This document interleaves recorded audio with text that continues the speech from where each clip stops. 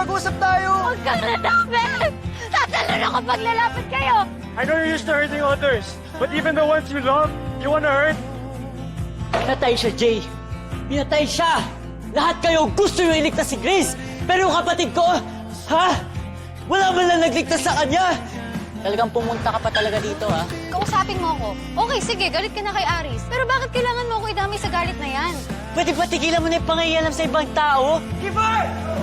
Kipper! What the hell are you shouting about? Si JJ! Anong nangyari kay JJ? It's okay. Perhaps ito, walang sir.